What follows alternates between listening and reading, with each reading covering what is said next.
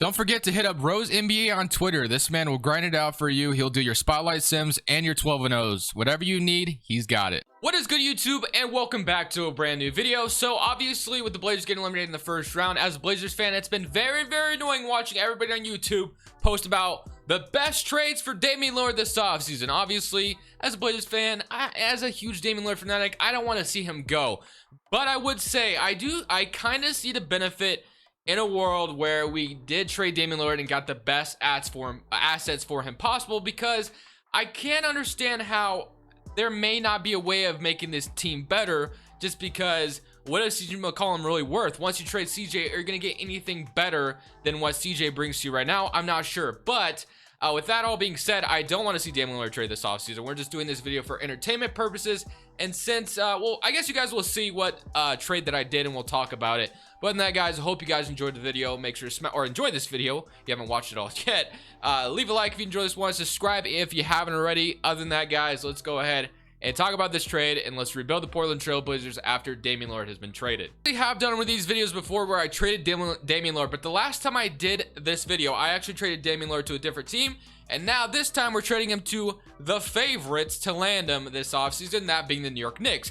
Now, one thing I will say about the Knicks, unlike the Lakers, the Knicks do have a plethora of assets that the Blazers might be intrigued by. They have a lot of young talent, and they also have first-round picks that the Blazers could love to have if they were going to trade Damian Lillard. So that's why I can understand why the Knicks are the favorite, but we've heard that in the past, right, about them being favorites to do something, and it just never happens. But I will say, I will go over this trade, and I will kind of, you know, bring my perspective on what I think, if this is fair, or what Knicks fans may think is fair. I don't know. We'll talk about it in the comments if you guys want to leave me a comment. But this is the trade that I did. So we had Damian Lillard going over to the Knicks for RJ Barrett, Emmanuel quickly. Obviously, the amount of, you know, I just fit as many first-round picks as I could, along with Kevin Knox as well. So Kevin Knox is someone that hasn't blossomed that well in the Knicks. So Kevin Knox could use to change the scenery, and maybe Portland feels like they could do something with them.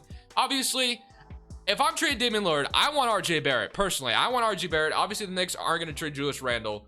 I think RJ Barrett is a guy that the Blazers would love to have in a centerpiece trade. Because you're going to trade Damian Lillard, obviously you want a young star, or I don't know if RJ Barrett's a star yet, but he definitely has that potential. So you trade RJ Barrett, Emmanuel quickly, and then you trade first-round picks and Kevin Knox. So basically, the Knicks trade two young players. They're gonna, you know, they're gonna miss, and then they trade Kevin Knox, who hasn't been the best for them anyway, and first-round picks. That's what I would love to see the Blazers get if they were going to trade Damian Lillard, but I can understand if Knicks fan was like, no way, we're trading Emmanuel quickly. No way. Okay, but this is what I'm doing, all right? This is what we're doing for this video. So, with that being said, this is the new roster now. So, CJ McCollum obviously still here.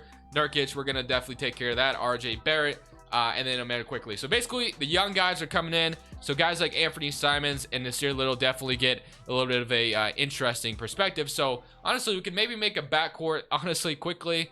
And Anthony Simons may be a very small backcourt, but one of these guys can kind of duel it out for that point guard spot or whatever. But there's a lot of things we still need to take care of. So Damian Lillard is gone. Where do the Blazers head now? Obviously, the head coaching spot is still vacant. And we definitely want a better head scout in this situation, or a better trainer in this situation.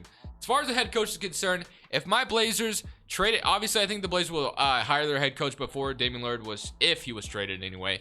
But since I have the liberty of doing it here, actually, you know what? I'm not even going to say that. I'm just going to go ahead and hire Chauncey Billups, just because he seems to be the guy the Blazers are going to get. In my opinion, I think that's what's going to happen, but hey, I could be wrong. So we're going to sign Chauncey Billups, Randy Martin. We're going to also bring in Trent Peterson and whatever else we can grab as far as an assistant coach is concerned. Not Nate Tibbetts, because he was just here, and then we'll grab Stephen Dawkins. So I personally think Chauncey Billups will become the Blazers head coach, but I could be totally wrong and he goes somewhere else.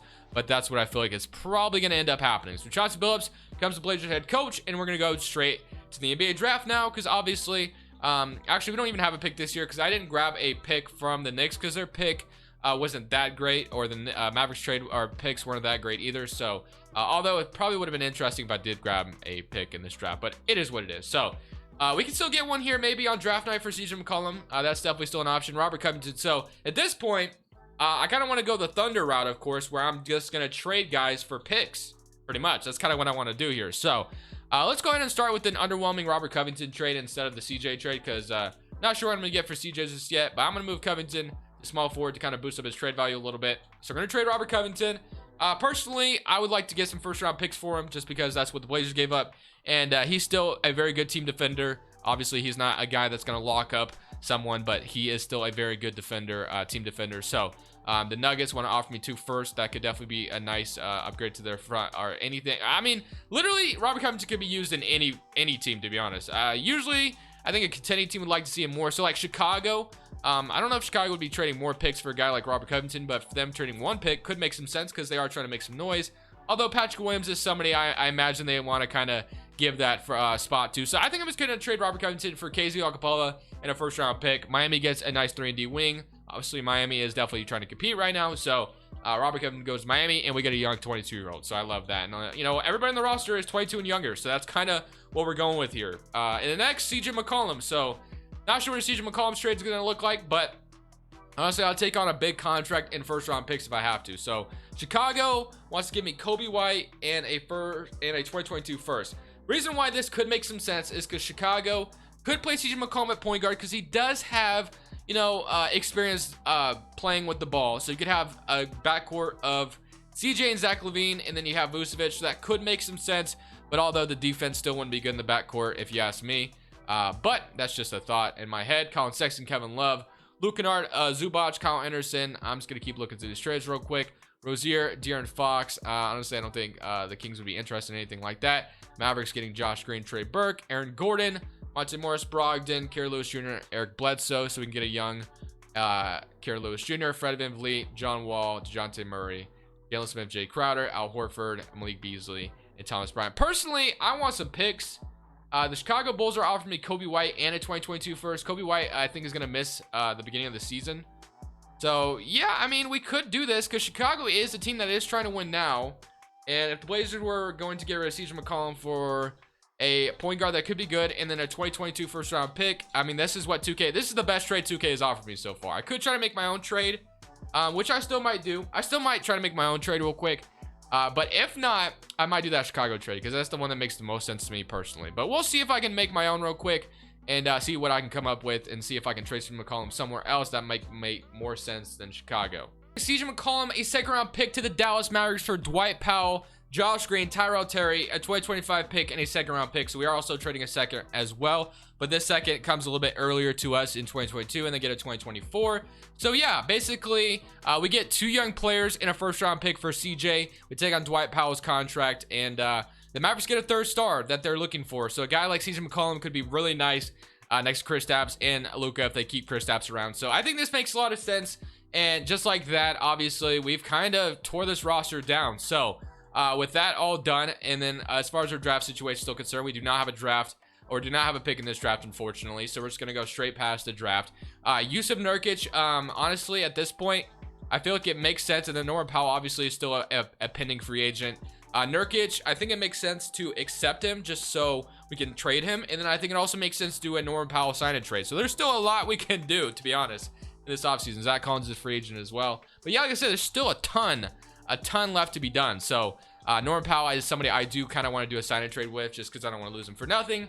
RJ Barrett, okay, Okpala, Yusuf Nurkic, Dwight Powell. Okay, so let's go ahead and get started with the Nurkic trade. So Nurkic's trade value shouldn't be anything that crazy because his injury history would probably scare off some teams. So if I can get like maybe a late first or just a late protected first from somebody who might be of interest. I guess if the Knicks were interested in a better center and they could give me Mitchell Robinson for Nurkic, I mean, that could be an interesting idea, to be honest with you. Definitely wouldn't mind that. The Nuggets, they could get Nurkic back.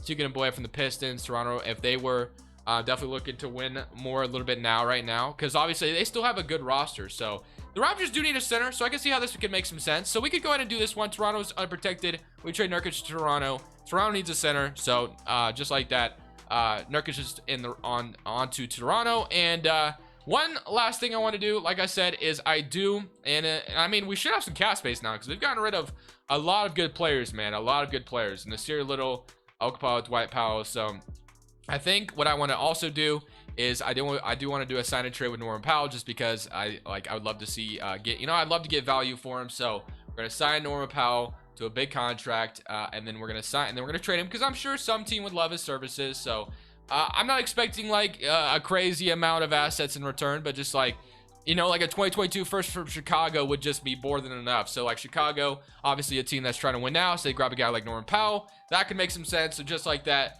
we just collect more assets. So that's kind of what our, the idea is. So with all that being done, obviously our front court spot is definitely looking weird. As far as our backcourt, definitely have some, we definitely have a handful of guards that we could definitely, work around with and see what we can do with them in the future. Nasir Little is somebody I'm definitely excited about. Derrick Jones Jr. is 24 years old, so he does have kind of a spot here. Josh Green. There's a lot of small forwards here.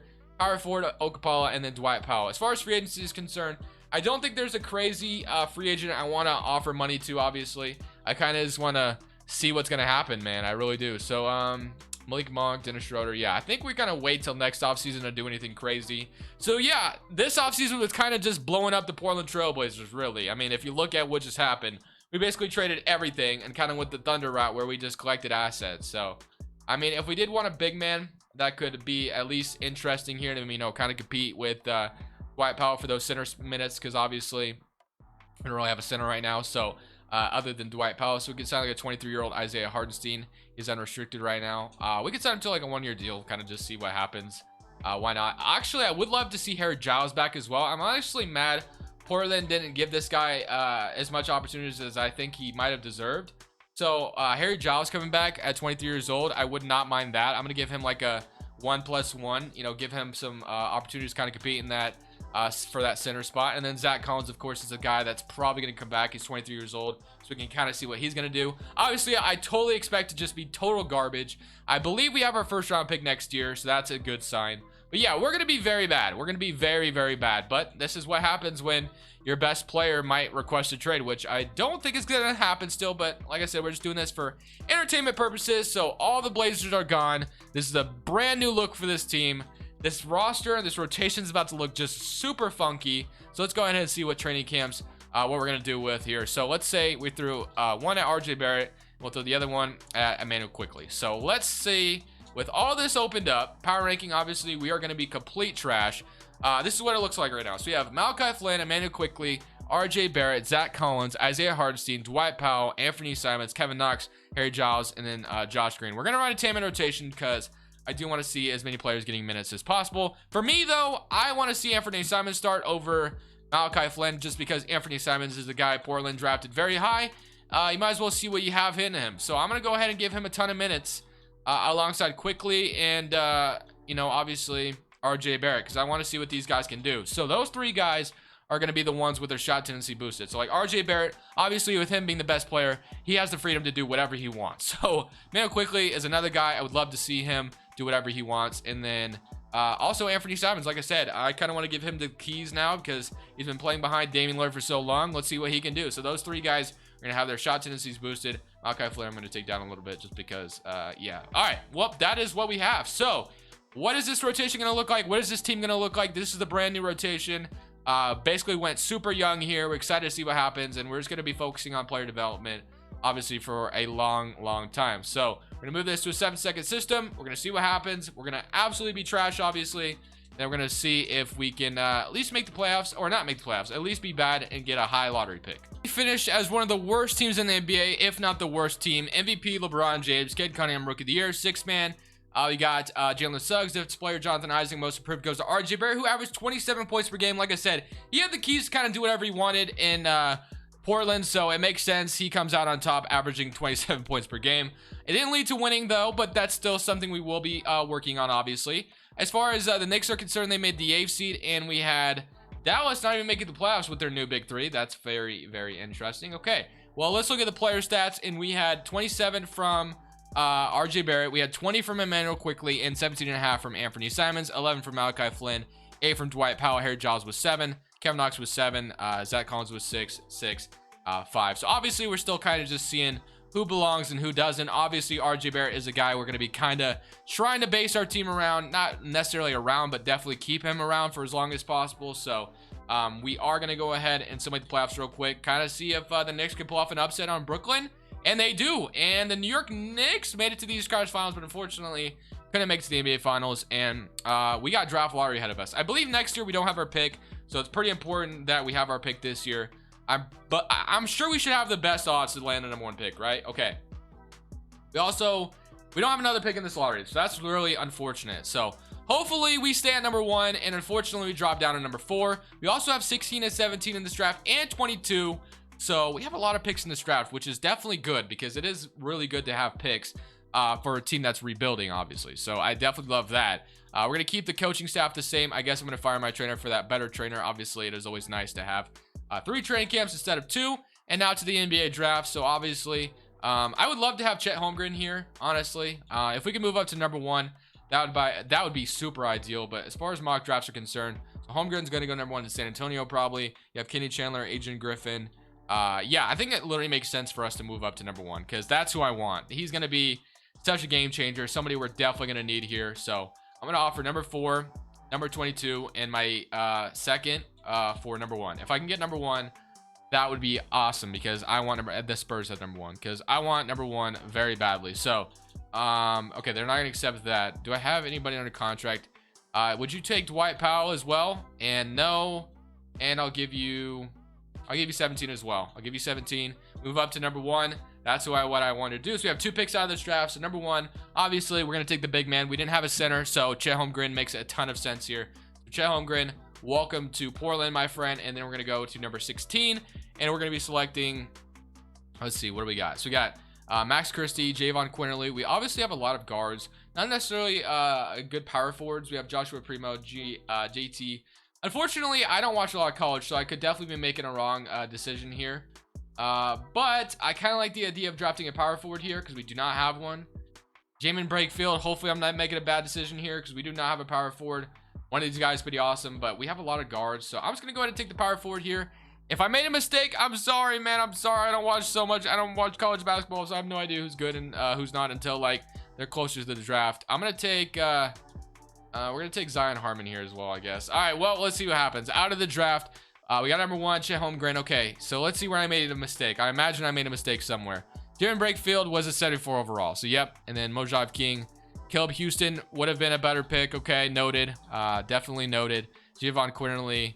Okay, I'll definitely keep that in mind for next time because I didn't know what to do there. So, as far as the second round is concerned, I guess it doesn't really matter. Player rookie signing, Zion Harmon will accept. Brakefield will bring in player options. We'll bring in we're gonna decline Harry Giles, but we're gonna bring in these 4 guys for sure. And then qualifying offers, Zach Collins, CJ Ellaby.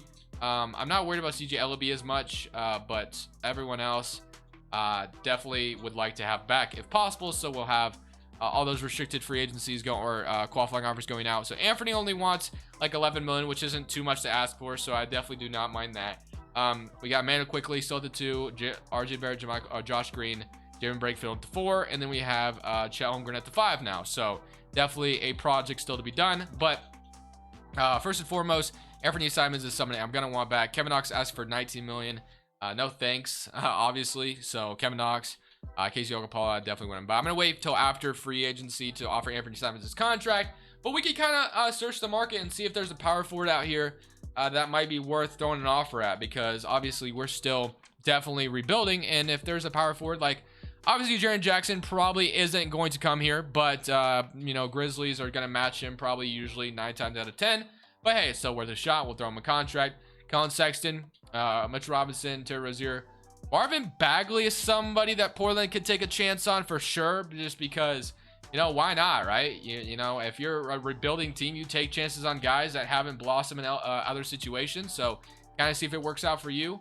Definitely wouldn't mind a Marvin Bagley thing happening right now, to be honest with you. But also, I don't know how much money he's going to get, to be honest with you. Because in his situation, he's not going to get what he's asking for right now in free agency, to be honest with you. Like, if we're all being honest, he's not going to get that much money. But at the same time, I do kind of want to take a chance on him. So 4 years, 28 million. I think I'm going to fix this to like 4. We're going to probably fix this to like, let's get like you could probably make this like a, arguably if his career still down spirals like it has been, you could have like a 2-year 10 million or something, or 2 years 20 million or something along the lines of that.